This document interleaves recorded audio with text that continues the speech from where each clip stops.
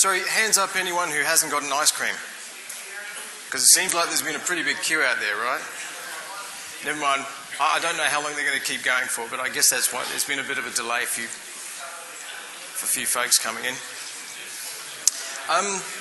Did anyone see the session we did before lunch? Just a quick show of hands, if I could. Okay, so do we really need... I suppose we should just quickly introduce ourselves for those folks who haven't turned up before. My name's David Caddick. This is Rick Mack. We're both from Quest Software. Oops, I haven't pressed that twice. There we go. The reason why I call up the contact details is just because I've already run out of business cards. Rick's still got a few. Feel free to ask questions at the end. But again, if there's any specific questions, details about your environments, etc., that you want to have a bit of a chat about, or any design ideas, please feel free to come and approach us afterwards. Quite happy to take your business card, etc., and contact you straight back as far as having a conversation around that. So Rick, at one stage, was the Citrix technical professional for APJ before he decided to join another company, Provision Networks, before it got swallowed up by Quest. So between Rick and myself, in my previous life, I've sort of worked for Citrix and HP Thin Clients for a while, and before that, a Citrix Platinum partner in the UK for a number of years, and also Citibank. So between us, I think we have something like 30-odd years worth of experience in this sort of area, specifically more around RDSH and those elements. And to a certain extent, we've been lucky enough to have Server 2012 code for probably the best part of, about 3 weeks or so for the RTM, right? Yeah, about that. So we've dived into it, and we've tried to gather up not just that information, but information from our colleagues.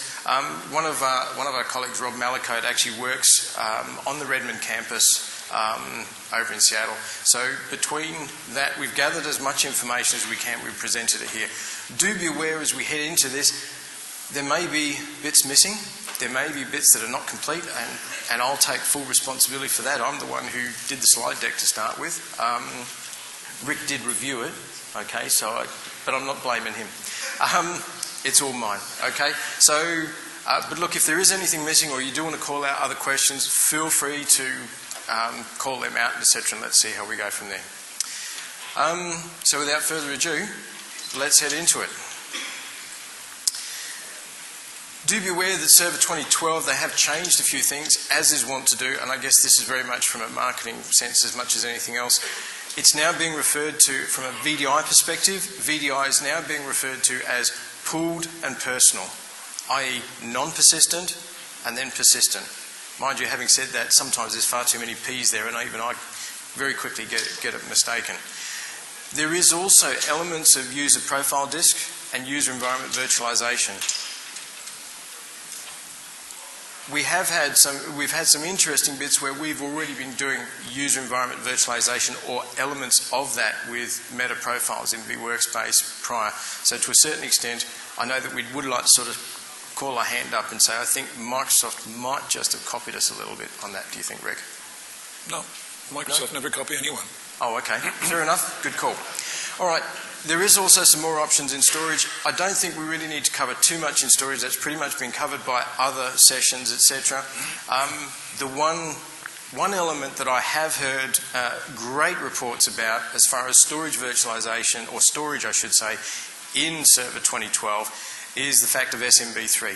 So it certainly makes a huge amount of difference, night and day, between the storage elements in the back. So, as I say, I think that's been pretty much covered off by other sessions, so we won't cover off too much.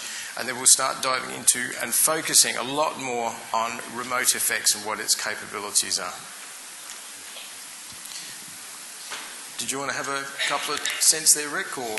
Yeah, most of you probably know remote effects basically arose from Microsoft's acquisition of a company called Callista. And Callista actually represented a bit of a problem for Microsoft at first because it ran on VMware. But what Callista had was GPU virtualization, and they had a fairly interesting screen scraping technology for giving you generic multimedia delivery. That basically came out in RDP7, Remote FX, and The nice thing about Remote FX was the capabilities on Session Host were actually greater than the capabilities on VDI, from the viewpoint that on VDI you needed a GPU and a Hyper-V server. That's no longer the case with Server 2012. So you've got the ability to use Remote FX off both Session Host and in a VDI instance without having a GPU and a Hyper-V server. Having said that, can I say the V word? VMware? Yeah, whatever. Yep. Quite a few manufacturers now actually have GPU virtualization for VDI. Citrix with HDX 3D, VMware with the new CUDA-based NVIDIA GPU virtualization. So you now have the ability of both Session Host and VDI to deliver full generic multimedia.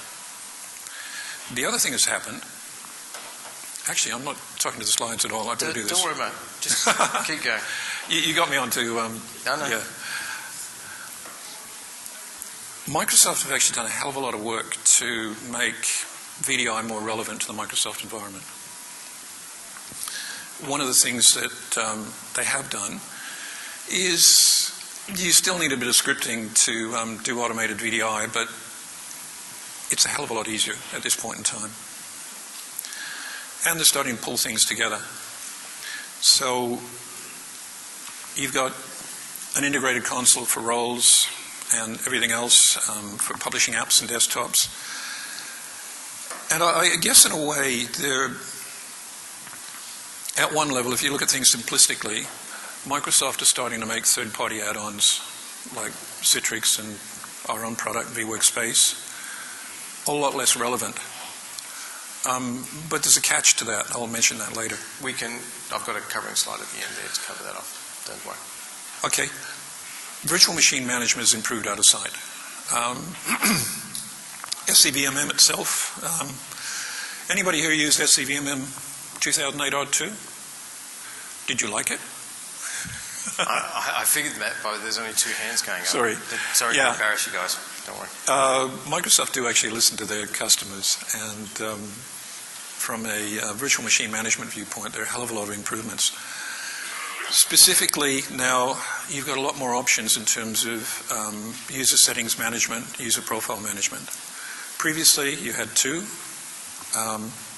Don't worry about roaming profiles, which was really great as long as you only had one session host, or you didn't care what sort of environment the users got.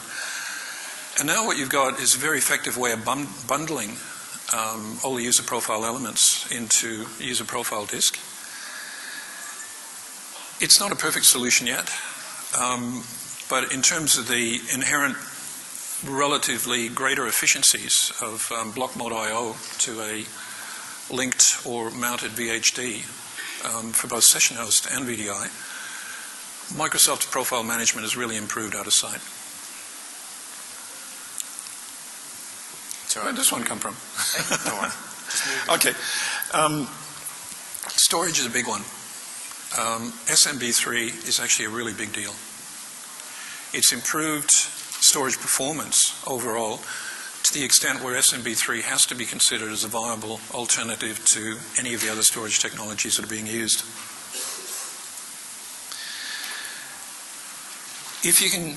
The important considerations with SMB3, of course, is that you have to have the appropriate clients at both ends. If you've got Windows XP going into Server 2012, you're still using SMB2, and you're still going to have the I/O issues and all that sort of thing. Network I/O has improved out of sight. You probably would have heard at the server virtualization or Hyper-V session that we can now, from a very practical sense, have something like anything up to 8 NICs, okay, 32 theoretical maximum, and Microsoft are getting throughputs, real throughputs, at 60 gigabits in that sort of scenario, operating system level teaming, which means that a lot of the I/O issues that you've traditionally had in desktop virtualization, VDI, etc., can be dealt with in a very much more elegant way, simply because you've got that much more throughput available. The other thing that snuck in with Server 2012 Hyper-V that's quite relevant to us is a working NFS client. Now, most of you will be probably aware that 2008-02 actually, the release candidate supported NFS, had an NFS client, and it was actually dropped for the RTM release of 2008-02. So whatever existing storage infrastructure you've got, Server 2012 Hyper-V will talk to it. Okay. The reason I've spent a bit of time talking about Hyper-V is purely and simply that Hyper-V is actually a really good desktop virtualization hypervisor platform from a number of reasons. Traditionally, most companies at this point in time are probably using VMware in the back end if you're a larger customer. And it's important to make the separation between virtual desktop infrastructures and server virtualization infrastructures. And Hyper-V is not just good enough for virtual desktops. It is at least as good and probably superior to that other company in terms of delivering virtual desktops. And that's a big deal for you guys. It's a big change, and it needs a change in your mindset. Microsoft, with Server 2012 Hyper-V, and with the virtualization technologies and the storage enhancements, network throughput enhancements that they put into it, they not only have a viable alternative to VMware, I think they have an extremely powerful alternative to VMware for desktop virtualization. Just as a quick show of hands, does everyone have VMware at the back end as well? I mean, I'm just asking the question, right? Yep. So kind of what we figured. 80-90%. Okay. If you're looking at desktop virtualization and you haven't yet implemented it, Hyper-V isn't just good enough. It's right up there. Is anyone considering? Does anyone have Hyper-V in their environment today? Rather less hands. How many people are considering having Hyper-V in the next 12 months? Oh, looks like Microsoft's still got their work cut out. Have a look at the capabilities. We can do some really sexy things around Hyper-V. We can provision machines faster than you can on VMware,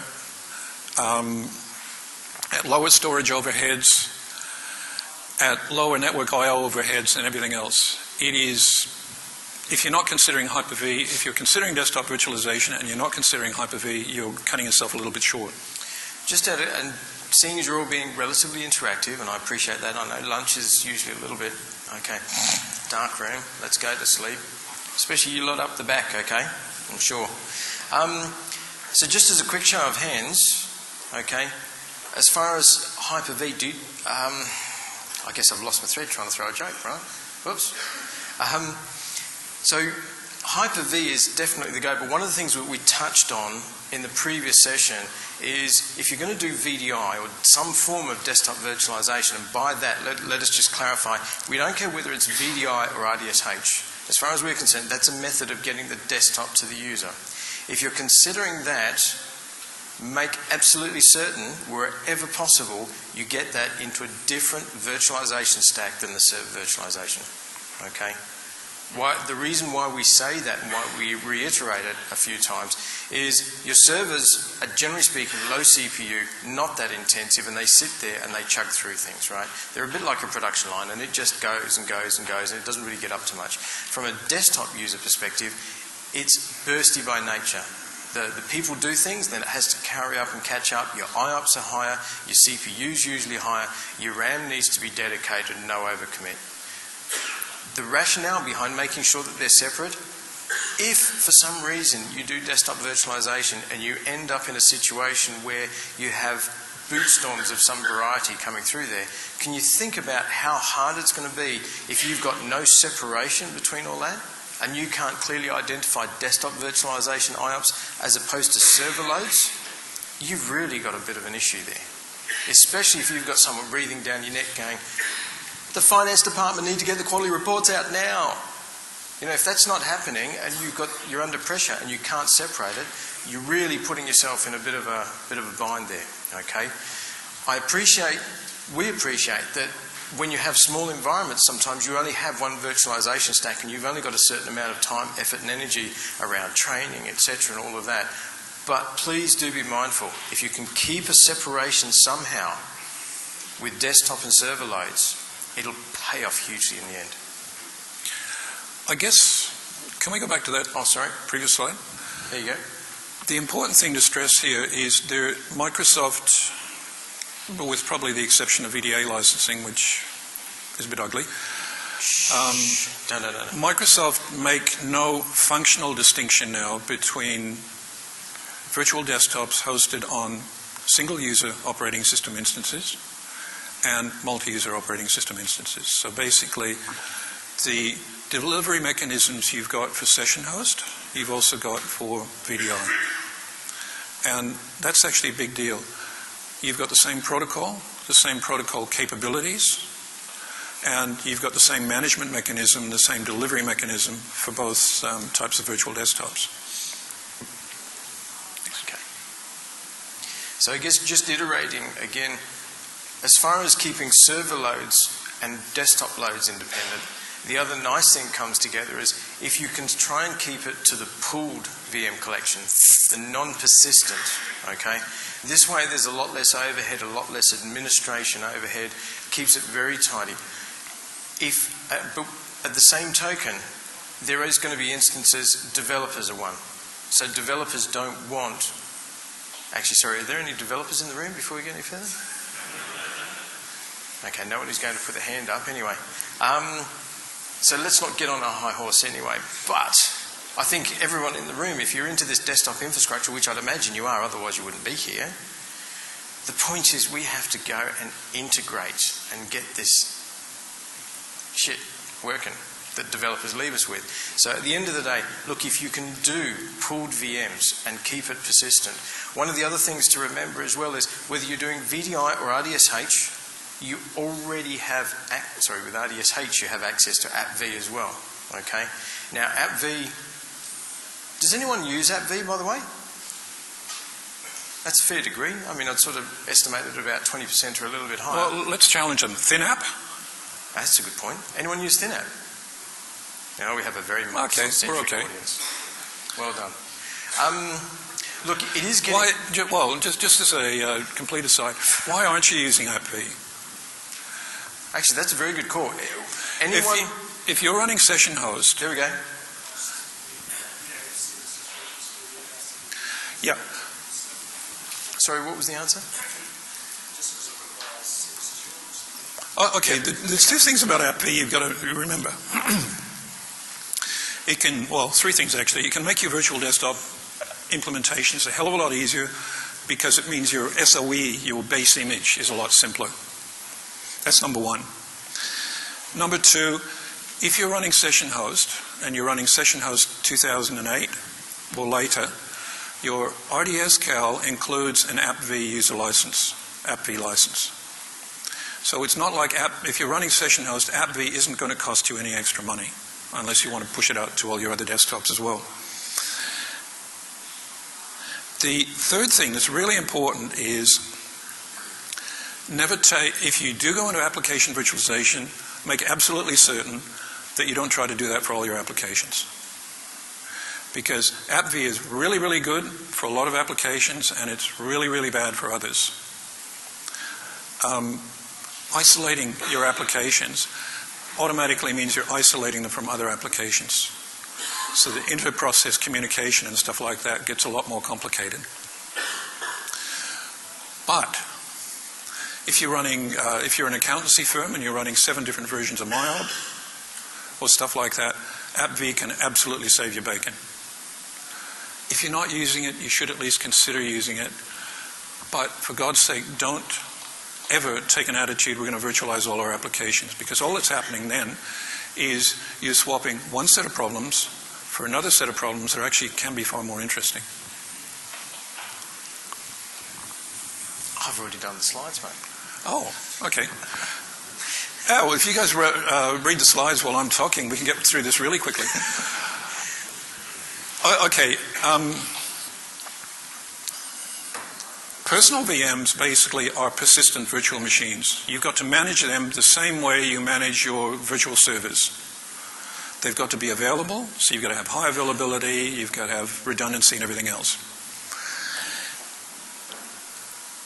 It doesn't make sense to do that. Because what you're doing is you're moving desktops into the data center, and then you're managing the way you manage servers. They're desktops. They should be managed the way desktops are. No backups, nothing like that. Using non-personalized or using pooled virtual machines just makes so much sense. You don't have to care about them. They're very easy to manage. They've got a much lower storage increment and everything else. But, of course, you've got the issue of how do you make sure that the user has a consistent environment. And that's really where personalization with the user profile disk is nice. You can take all the stuff that normally represents the user environment and stick it on a VHD. And that VHD can be mounted as a drive on the user's virtual machine, or it can be linked off the network. So basically it just looks like a network share. Interestingly, the same sort of technology pieces come through time and time again.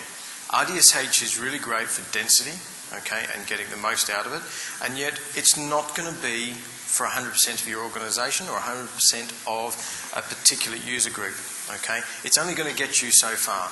But the interesting thing is when you start rolling up the concept of using RDSH, then using pooled VDI, then personal VDI, and mixing in AppV with it, you can start to progress the point where instead of hitting just 15 or 20% of your user base, you can expand it out to 30, 50, 60% plus, okay?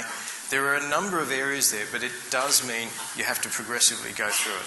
The interesting point again is pointed out here with user environment virtualization and file redirection, as well as the pooled disk as well, sorry, the profile disk. The same thing applies. Not always is it going to be appropriate, okay? But where you can, try and make it very simple and effective. The profile disk is more about bulk redirection, whereas file redirection is being able to selectively point bits and pieces of elements and send it off in different directions. It is very simple and easy and straightforward. If you've not tried it so far with Server 2012, the whole process about getting things up and running in a distributed environment is very slick. It's very easy to do. In fact, I was just, interestingly, as an aside, and I apologise because we're techies, I hope you jump with us when we do a digression, but I was actually running a server last night on the Azure platform as well. Very fast. Server 2012 managed to get it up and running in like less than 3 minutes, based out of Singapore, just from the hotel room here. Very simple, very easy and very effective. The other technique that is worth remembering as well, with the way the Hyper-V works, it's not always that easy if you've just got a thumb drive and you want to plug something in, etc., head in there.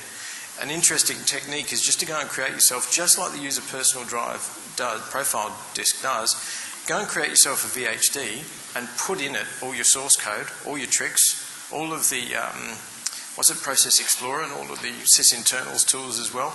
Put it all in there and have it ready, and then you simply attach it as and when you need as you're building up devices. Makes it really slick and simple and easy just to get things going.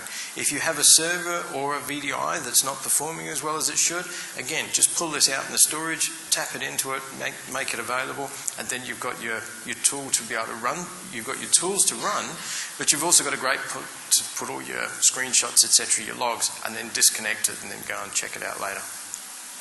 Okay? So I guess really just jumping through this and then heading off into the remote FX, do be aware that from the remote FX side of things, you do need to look at DirectX 11 hardware. Okay? They have ramped it up quite a bit. I haven't seen much of this sort of change too much recently, but it's very interesting to see how intense it can be. There's certainly elements from both Dell and HP and people like that where you've got big graphics cards being able to be put into chassis with blade servers, etc., and things like that. If you're stuck with OpenGL applications, then remote FX isn't actually going to be good for you. Then you've got to consider something like HP's RGS protocol.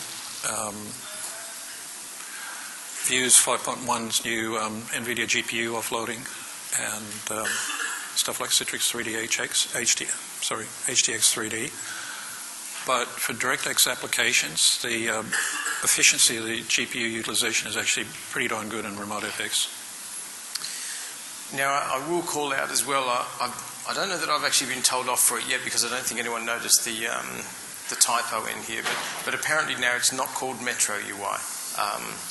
I believe, well, I think that's a rumour, so I probably better not repeat it. But I was told by one of the Microsoft chaps up at the Dell conference. Sorry? It's official. Is it? Yeah. And Modern. it's Windows 8 UI. Windows. Oh, okay. Metro is registered name of the company. Yeah. Okay, I think it was a German. I actually picked that up when I was editing the slides, and Dave wanted to leave it. Pointed out in the last sort of hour or so.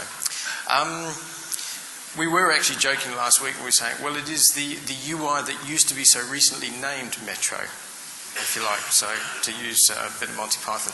But we digress. But the nice thing is it takes all of that user interface that you're going to see on the tablets, certainly on the Surface and that side of things, and it brings it straight into what you're able to do. I was actually questioned by, my brother actually works in the same industry but back down in Canberra, and he's actually sort of started to challenge me to a certain extent that both with Quest, with what we have with vWorkspace and Citrix, are we still going to be relevant? Because what he pointed out is with the release of the Surface, if you've got a holistic Windows and Microsoft-based environment where you've got your tablet, you've got your phone, you've got your laptop, you've got your PC, you've got your remote desktop, is it relevant anymore for all of this third-party pieces to glue it all together? Okay. It's actually, just as a show of hands, who has an iPad or an iPhone? Yeah. Who's running Windows 8? Congratulations. Crikeys. All right. Oh, Microsoft don't count. Okay, the reason I say that is RemoteFX 8, really it's RemoteFX 2, but RDP 8, except RDP 8 isn't RDP anymore, will only work if you've got Windows 8 at one end and Windows 8 or Session Host 2012 at the other. There's no backward compatibility. It's a little bit like the what used to be Metro interface. Okay, you don't like it? Tough. Microsoft have made the decision that they're going to move us forward. If you want all the capabilities of RemoteFX that comes with 2012 and Windows 8, you better have Windows 8 at the client end. I think that's possibly going to be a little bit of a hiccup, but we'll talk about the protocols a bit later. To be honest, with the Metro UI, I must confess I was not a big fan to start with. Absolutely, and I don't mean that badly, all right, but that's the way it was. But we sat through a session where we had one of the Microsoft chaps cover an hour on the Metro, what was recently called Metro, for an hour, and we sat through the same session for 4 days. And even not having used it, watching him demonstrate it for an hour 4 times, and I'm not saying that's an effective use of any of your time, okay, because we all know, bloody hell, we've got enough to do with less anyway. But the point was, after only 4 hours, it became very intuitive just watching it and seeing how it works, okay? I don't think it's as big as scary as what I thought it was probably 4 to 6 weeks ago. And certainly, the thing is, I think anyone, you know, and I'm the last one to be ageist, right? Either of us, to be honest. But anyone who's probably under the age of 25-ish, give or take, will take to this like a duck to water. I don't know if anyone's got young children, but if you've seen kids of 2 or 3, okay, and I think there's been a recent demonstration with a YouTube video, the woman puts an iPad in front of the child and then takes that away and puts a magazine. And the child's going, it's broken. What's going on?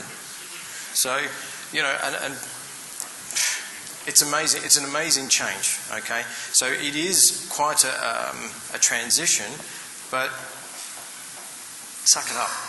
Suck it up and get on board, because I think it is going to be quite amazing. We were told, and this was the question that probably all of you want to ask anyway, and certainly it was in those sessions that we had, everyone to a man wanted to have 3-4 goes at, can I replace Metro with a start button? And the answer is no. Okay, that was a very emphatic no. I don't know, is that maybe someone from Microsoft might want to... That's correct. There is no way it's going to change. Get used to it. Go with it. Okay. But the thing about RemoteFX on Windows 8, if you're using a Windows 8 client, is it will deliver you everything. You've got full touch capability, multi-touch, everything else. And it's worth having a look at. It's actually quite interesting what Microsoft have done. Worth having a look at. Look, it's some of the details, and I've the slide after this just covers off in a bit more detail because this was very, very recent, but we'll just sort of cover off on this. There are some group policies, etc. A lot of these haven't been fully or we haven't been able to fully articulate them yet. They've only been very, very recent. Okay, but do be aware that there is plenty of performance counters, etc., to be able to monitor the information of how this works. Now, I apologise in advance that these are very long URLs, okay? But these are the last three that, if you haven't seen them, have come through from the RDS RDS blog, I should say, okay, Remote Desktop Services blog. These are so relevant. They're so relevant for a real deep dive on a lot of the hard work that's gone into the back of making Remote FX really, really relevant, okay? At a quick glance, just a quick glance through this, you have to say to yourself, this basically puts the sword straight up to PC over IP, okay? And to a certain extent, even from the early bits that we're hearing from Teradici around PC over IP, yes, they're going to have RDSH, but to be honest, this is new water for them anyway, and I really don't see that sort of making ground. Mind you, in a very real sense, it justifies PC over IP as well, because we've long criticised PC over IP because it uses UDP on the WAN. And yeah, everybody knows UDP on the WAN is crap. Provided your error rates are low enough. Rick, hang on a sec. Not everybody understands. Oh, so sorry. At the risk, I will apologise in advance beforehand, but Rick will get passionate and will diverge on this, but I take it this is of interest. Yeah? So expand a little bit on the UDP is crap on a WAN. UDP is what was designed as a LAN-only protocol because it makes some assumptions. The assumptions it makes is it's got as much bandwidth as it needs. The assumption is the packets will get to the other end without error. So all the overhead that you've got with TCP in terms of packet acknowledgements, sliding window protocol, communications and all that sort of thing, that stuff's all gone. And in fact, you can see it on the slide up here. Here we are, the very bottom one. I'm not very good at pointing. Hang on, there's a pointer in that, I think. Oh, sorry, mate. Go for it. Should be that red button, I think. Try not to point it at the audience. So here's our LAN. Yeah, I know, but if I pointed that, they won't be able to see the red dot. Here's our LAN protocol. I'll give you a TipX marker in a minute. Oh, right. Yeah. Okay. And what you can see is there is UDP throughput and there is TCP throughput. You can see there's quite a difference. On the LAN, UDP just runs rings around TCP. Now, the impressive thing is, up until we get up to about 200 milliseconds, in fact, right up, UDP still runs rings around TCP. Now, there's some gotchas. As always. UDP streams don't like sharing bandwidth. So if you've got 10 people in a remote office sitting on a 4 or 10 megabit link, and they're all running UDP sessions, you're going to have a headache because they're going to get in each other's way. UDP doesn't understand the concept of, whoa, hang on a second, somebody else has got to go through. But on a dedicated link, or if you've got an appropriate WAN accelerator that can actually handle UDP, UDP blows TCP out of the water. Now, we cheat a little bit, and this is where I throw in some marketing. There are other ways of getting this sort of thing. I mean, for example, we've got a multi-session TCP engine, RDP proxy, that goes a long way towards removing those problems. This slide really is just a reflection of that one insofar as what we're seeing here is basically how much information gets queued up when you're running UDP and when you're running TCP as the latency goes up. This, prior to RDP 8, sorry, Remote FX 8, Microsoft had a very interesting bandwidth regulating technology, which I call jokingly queue and toss. And the reason I say jokingly is when the queue is full, toss frames. Okay, so prior to Remote FX 8, what you actually saw was this stuff just got dumped. So if you're watching a video over Remote FX 7, as the latency went up, you started losing huge chunks of the video. So it got very jumpy. What they've done with Remote FX 8 is it actually does proper queue and toss. So you're not losing frames. What you're doing instead is redisplaying frames at the other end and actually not sending the bandwidth across the network. So some huge differences in the protocol, but really what this outlines is as latency goes up, TCP can really stop up. How many of you know what sliding window protocol is? A few. Okay. It's basically a way of sending many more packets without an acknowledgement. The problem is typically if you're using WAN analyzer with sliding window protocol, you'll see the bandwidth utilization stop up and then suddenly bump back down again, and up and down. So what I'm saying in a really roundabout way is provided your WAN infrastructure is good enough, UDP actually isn't such a bad deal. So despite the fact that we used to say that VMware were nuts with PC over IP, maybe they're not nuts. Is it fair to say, though, Rick, that this is going to provide a really great experience, but so far everything we've seen is effectively in single-use mode, in that it'll give you a high fidelity, but there is not necessarily any fair share of sharing the bandwidth? Absolutely not. There's no fair share with UDP. Single-user connections, UDP is fantastic. Multi-user connections over the same link, you're better off using TCP. What's your view on using UDP with quality of service? Sorry? What's your view on using UDP with quality of service?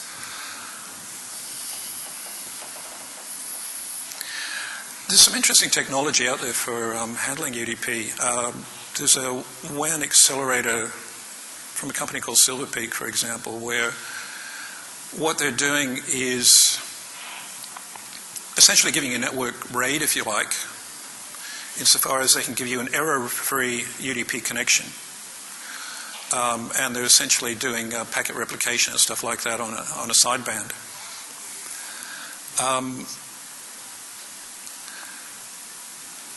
UDP,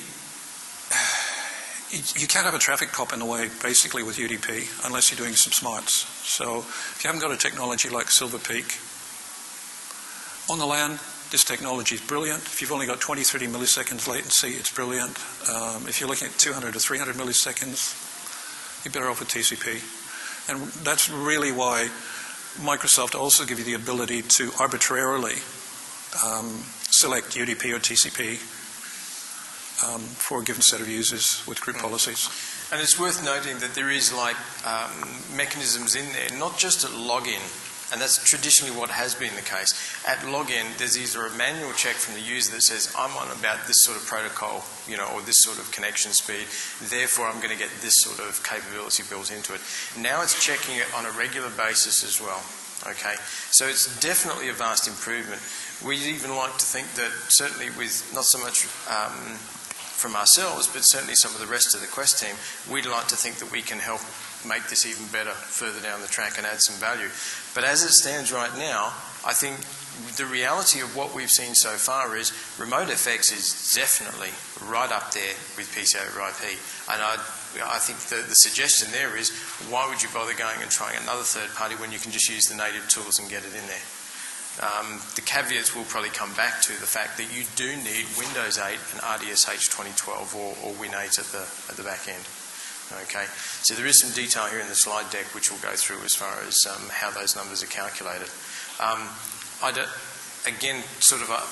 don't like to apologise in advance, but at the same token, we haven't had enough time and effort to be able to stand this up and run through this in really big numbers. There are a number of different usage cases we can think where we'd like to analyse it a lot better and get some real-world examples, because I think these are going to be absolutely relevant sooner rather than later, certainly with the take-up. In the past, to a certain extent, we would always advocate that you use RDSH for density and or for cost benefits, and then only go to VDI for exceptions. Some of those exceptions would typically be around USB devices. Okay, as soon as you need USB devices that are not drive maps or not printers, etc., things like that, then it almost became a ubiquitous question of going, right, let's go straight across to VDI for this because it just makes a lot more sense. Now that we've actually got that sorted out in RDSH so that you can actually interrogate and keep each user session separate, this becomes less of an issue. Okay. Having said that, and at the risk of letting Rick diverge again. Oh no, not a divergence at all. I just wanted to say there's something really important on the top line of this slide. Oh, sorry. You must read it. It says Remote FX USB device redirection, not USB bus redirection. If you redirect a USB bus over a WAN connection, you've just bought yourself a bucket load of problems. Because USB devices don't understand the concept of latency. But Remote FX USB device redirection, that's basically higher level redirection, okay? You've got a Windows host, you've got a Windows machine here, you've got a Windows machine here. We're using Windows image acquisition drivers instead of using USB drivers to redirect that USB device. So you're actually going to need drivers at the client end and the appropriate stuff at the other end to do this. But it's a hell of a lot more bandwidth efficient. And it can stand latency. Because if I'm doing isochronous, if I'm doing webcam redirection, at a USB bus level, I'm sending data as fast as I can. That doesn't translate very well onto the WAN. And in fact, the driver at the other end is expecting a continuous stream of data. Whereas if I'm doing it with Windows image acquisition, I can adjust the frame rate appropriate to the bandwidth. I can adjust the frame rate, the actual image resolution appropriate to the bandwidth and everything else. This is really why I've spent a little bit of time on this. We typically fall across the problem that people say, oh, I want to redirect a USB device. Okay, that's fine. But don't try and redirect the USB bus traffic. Another interesting point, and this comes back to those 3 links as well from the Remote Desktop Services blog, just pointing out the telephone unit there. It's clearly not a Cisco unit, but then that's interesting as well. Recently we've been looking at some details around some of the Cisco units and how they're basically the VXC and the VXI, and how that doesn't mean that you have to go back to the data center and back out again to be able to do VoIP, okay, whether it be webcam, VoIP, etc. Now the interesting thing is there is a link in there that goes into a bit more detail about how this works with Link and Remote FX. The real nice part is you've got the same mechanism coming through there now. Again, haven't had enough to dive into it really deep. Would love to be able to set up a demo environment for next week at the Gold Coast, but I don't think it's going to happen. But the reality is you can now start looking at your VoIP traffic, and that includes your webcam side of things, being point to point and not having to do a quick round robin back to the data center. You can imagine the point when I'm in a branch office and all I want to do is have a session to someone in the other part of the campus, you know, and then all of my traffic now, including webcam traffic, has to go back to headquarters at some other metro or, you know, interstate office, and then has to come all the way back again. It's totally and wholly inappropriate. But now with the link mechanism, there's the ability to go point to point directly between you and the user, keep it all LAN, keep it all central. Now, it's not going to address everything, and certainly with some of the elements we've covered off with vWorkspace, we can help make Link audio be WAN friendly as well. So there's ways and means about getting around to it, but again, without sort of jumping back to the original session we had earlier, keep it simple. Okay, keep your designs simple, keep them relevant, and make them bang for the buck for the most of the people in the organisation. So I guess just sort of recapping as far as some elements of the technology, various bits and pieces come into play, but definitely we're looking at the idea of the session host being the most scalable, the most cost effective, and that should pretty much be that first element or that first bite of what you're looking at. Make that the default approach. Then when you have exceptions, you start moving on to pooled VDI where it makes sense, and then if you have to, go down to personal VDI sessions as well. Anything more particular to add at this point? Not really. I mean, the personal VMs is basically giving the user their own virtual machine. Sounds really easy. It is really easy. It will cost you a lot of money. Simple as that. Pooled VMs ought to be the way you go, purely and simply because you're reducing your storage overhead, you're increasing your security significantly. If the user does something stupid, they download something to the machine reverts on log off. That's a big deal. Session hosts, okay, we've talked about where VDI and session host basically fall. Session host, look, with the advent of AppV, with the use of application compatibility tools, application compatibility shims, etc., you can probably get 85, 90, 95% of applications going on to session host. But after that first 80% or so, things get harder. And in all fairness though, Rick, that's you getting all those apps. Yeah, I know. 95% of that. Okay, I'm anal about that. Okay. AppV makes that whole scenario a lot easier, but VDI makes it easier yet. I don't have to worry about the fact that the application's writing user data into the application binary folder, and that's going to share the way that's going to create sharing problems and all that sort of thing. With VDI, VDI is undoubtedly easier. VDI is undoubtedly more expensive. So, but the one thing, the message from this is really, unless you've got a really, really, really good reason for pushing out personal VMs, if pooled VMs are 2 to 3 times more expensive than session host, personal VMs are probably 5 or 10 times more expensive than session host. So you really have to think about that, okay? The easy path is not the most cost-effective one. So just recapping to a certain extent, as my brother's even challenged me, and I think that's a little bit disappointing coming from my brother. I will have to call him on that. But then having said that, he does invite me down to the odd occasion, so I have to forgive him a few transgressions. But Citrix and Quest and or VMware View, there is still going to be elements of that. I'd say less of the view, because really the point they had to make was it's only VDI. That's certainly, we are biased, okay, because vWorkspace just works VDI and RDSH, it's all in the same management console. But it's always been a bugbear that with View's approach, it's VDI only. And to be honest, that's such a costly affair of having travelled that path. But I don't think Citrix and Quest are going away anytime soon, because you're going to have, for quite a while, you're going to have XP, Win 7, as well as Server 2008 R2, as well as, dare I say it, some Server 2003. There is going to be elements of that, and until you get them on board with that, okay, to Win 8, okay, this is not necessarily going to apply. Having said that, I'm genuinely excited about where we're getting to as far as the protocol stacks, the ability. Look, the installation routine on this alone is just really nice and slick. It's a far cry from where we were, well, without showing too much age, but 10, 15 years ago.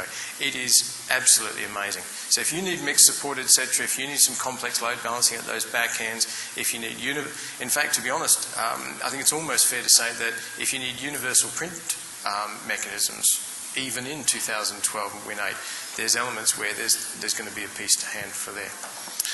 So what we would like to do is just point out for a couple of takeaways. We do have a free VDI assessment tool. It should probably be more rightly called a desktop infrastructure assessment tool, to be honest. It's quite comprehensive, based on the Liquidware Labs, so more than happy to help with that. We did have our emails up on the start of the slide deck, and you'll get those later as well. If folks are getting stalled with migrating from XP to Win 7, do have a think about checking out the change-based product again, because that can certainly help accelerate things. We've certainly got a couple of large financials in Sydney, over in Australia at the moment, that do appear to be like ostriches with their head in the sand and not going forwards, because it's too hard. This is a tool that will make it easy and make it a lot easier to go forward. And I guess with that, I think we're pretty much bang on. Has anyone got any questions? Well, actually, I'd like to make a couple of closing comments. And they're really re-emphasising what I said earlier. If you are not considering looking at Server 2012 Hyper-V, you should. The ability to be able to do active migration from across non-clustered volumes, basically from one data store on one Hyper-V server to another. The replication capabilities and that sort of thing. They will have a huge impact on the scalability and the efficiency of your virtual desktop infrastructure. All the stuff we've said about RemoteFX 8 is really exciting, but Dave's really touched on, and I have to some extent too, If you want to use Remote FX 8, it's going to be Windows 8 at one end, Server 2012, Windows 8 at the other. So that's probably not going to happen for a while. You can use Remote FX 7 right now. You can deliver RDP and Remote FX 7 to a large number of non-Windows devices. Your iPads, your iPhones, Android tablets, Linux, Java, etc. Okay? That's the stuff really. Microsoft are very much concentrate on Windows, and I think they've done a fantastic job on the server side of things. On the desktop side of things, really, they're very focused on getting you up to Windows 8. They've got a lot of carrots for you, but if you're not interested in running Windows 8 yet, you still will be looking at third-party solutions on top of Windows.